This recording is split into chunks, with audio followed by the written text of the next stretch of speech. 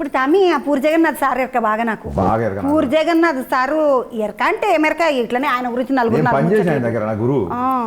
ఇప్పుడు పూరి జగన్నాథ్ సార్ కథ రాసుకొని ఉంటావు అటు పోతాడంటే బ్యాంకాకు ఇంకా నువ్వే దేశం పోతావు మరి? నేను ఏ దేశం పోతే అన్నీ కథ రాసుకుంటా. ఇక్కడ తిరిగి వచ్చినా మళ్ళీ ఆఫీస్లో కూర్చుంటేనే నాకు నడుస్తుంది.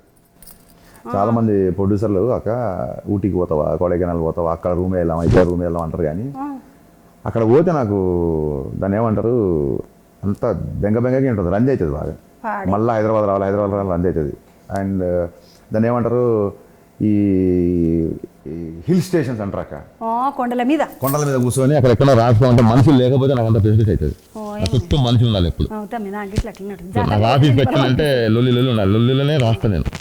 ఊరికే అది టికెట్ వేసేస్తారు అట్లా తిరిగేస్తా. కానీ మా తమ్ముడు అచ్చం నావలేనే నాకు కూడా పబ్లిక్ ఉండాలి చుట్టూ, లేకపోతే ఓయేమో పిసలైతే నాకైతే పిస అవుతుంది పబ్లిక్ లో. లేకపోతే ఒక్కసారి ఒక 2 గంటలు కూర్చొని చూడండి, గుండె అయిపోయినంత పని అవుతుంది ఎవరు లేకపోయిన కాడ. తెలుస్తా నువ్వు ఇట్లా పోతావు, నేను ఇట్లా చేయి చాపుతా, నువ్వు మళ్ళీ ఇట్లా అంటావు. మా ఇద్దరు దోస్తాను అది, నేను ఆడ ఆఫీస్ ముందు ఇట్లకెంచి పోతాను. ఇదే దోస్తాను, నమస్తే దోస్తాను ఉన్నది మా ఇద్దరికి. పాపం తమ్ముడు బండ్లో పోతుంటాడు, నేను కిందిలో పడతా. వద్దు తమ్మి, పబ్లిక్ కష్టంగా ఇవ్వద్దు మనం. ఒక ముచ్చట సినిమా ముచ్చట అడగాను కదా, మరదల గురించి పిల్లని ఆడికెంచి తీసుకొచ్చినవా అంటే బొంబాయి ఎట్లా సెలెక్షన్ చేసిండ్రు తమ్మి? ఎక్కడ పోనీ పని లేదు. ఈ మధ్య సెలక్షన్లు అన్ని ఆఫీసులో అయిపోతున్నాయి. ఇన్స్టాగ్రామ్ లేదా అక్క? ఇన్స్టాగ్రామ్ అని రీల్స్ పెడుతుంటారు,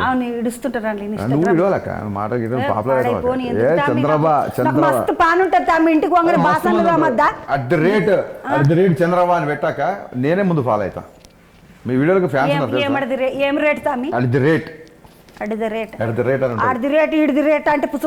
చెప్పు. ఇంటర్వ్యూ చేసినప్పుడల్లా ఉంటుంటే చేయమని చెప్పు, జర పాపులర్ అవుతుంది.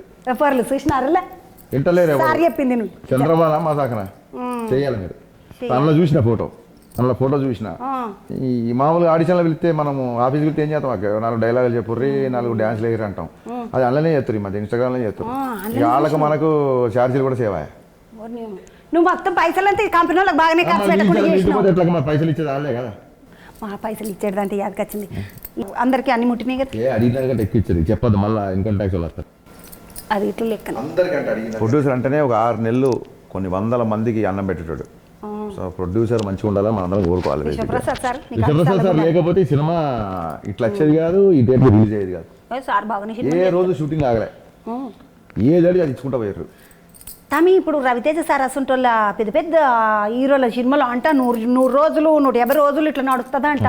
మరి ఎన్ని రోజులు వచ్చింది సార్? చాలా తక్కువ, చాలా ఫాస్ట్గా తీసిన సినిమా ఇది. అంత 100 లోపల అయిపోయి, 100 కూడా లేదు, 80 దినాలు అయిపోయింది. రవితేజ సార్ ఆగుతాడా? చెట్టుకైతే బతకనిస్తాడా? అసలు ఒక్క సెకండ్ కూర్చొనియాడు. Ready shot ready. మనం మిగతా వాళ్ళకైతే మనం చెప్పాలి షార్ట్ రెడీ. ఆయన షార్ట్ రెడీ అని ఆయన అడుగుతుంటాడు. ఇక మరి ఏం చేస్తావు? అందుకే గబగబా తీసిన. ఇక ఉరుకుతూనే ఉండాలి, ఉరికి తమి. నేను ఒక ముచ్చట అడుగుదాం అనుకున్నా. నాకు రవితేజ సార్ అంటే చాలా ఇష్టం. ఇక రవితేజ సారు సినిమాలో చిన్న కోతిగాని లెక్క చెడుగు చేతలు చేస్తాడు కదా, బయటకు వచ్చినప్పుడు ఇట్లా అత్తాడా? అట్లనే ఉంటాడా? మామూలుగా సినిమాలు ఉన్నట్టు అంటే ఆయనకి ఏమవుతుందంటే బాగా సిగ్గు మొహమాటం. ఇల్లు సినిమాలు చేసిండా, ఒకసారి కెమెరా అనగానే మరి ఏం తెలియదు. కానీ మీరు అన్న కోతి శాస్త్రాలు అవ్వచ్చు, లేకపోతే డైలాగులు, పంచులు, గించులు అన్ని కెమెరా అనగానే ఎత్తాడు. మళ్ళీ క్లోజ్ సర్కిల్ సోపతిగాలు ఉంటారు కదా, బాగా దగ్గర సోపతిగాలు ఉంటే మళ్ళీ సేమ్ అట్లనే ఉంటాడు. ఇవాళని ఎవరైనా పరిచయం అయ్యారు వాళ్ళతో అట్లా ఉండాలంటే కష్టం. ఇక ఆయన కూడా మనం కూడా హీరోలు సెలబ్రిటీల ప్రాబ్లమ్స్ అర్థం చేసుకోవాలి మనం ఇట్లా.